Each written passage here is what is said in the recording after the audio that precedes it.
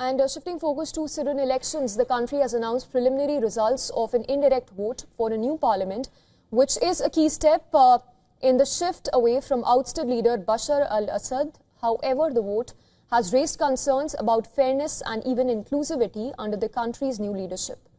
It was on Sunday that about 6,000 members of regional electoral colleges voted to choose members of Syria's transitional parliament from pre-approved lists. This vote fills nearly two-thirds of the new 2010 seat parliament, which will serve a renewable 30-month term. President Ahmad al-Shara will appoint the remaining one-third of the members later.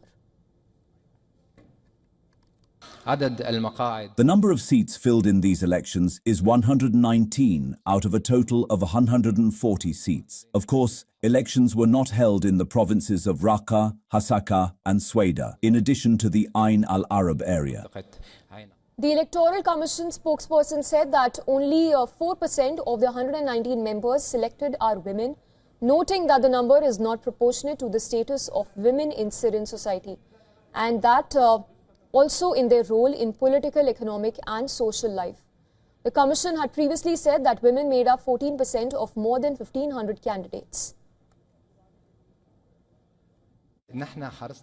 We've tried hard to support women's presence in Parliament through awareness-raising campaigns, but we haven't succeeded. Perhaps this is the Syrian reality. In the next phase, there must be greater awareness-raising across Syrian society. The Electoral Commission spokesperson also said that only 2 Christians were among the winners, calling the representation weak considering the proportion of Christians in Syria. He added that perhaps the president's third could compensate for some underrepresented components of Syrian society, but rejected any quota system.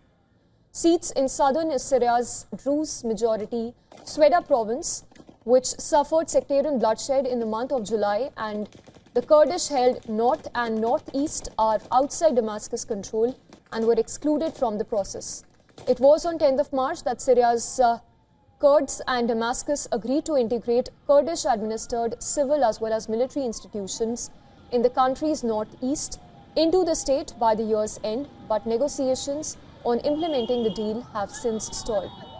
Also, Syrian state television reported that at least one member of the country's domestic security forces, as well as a civilian, were killed in bombings in northern city of Aleppo, which were largely blamed on the Kurdish forces again.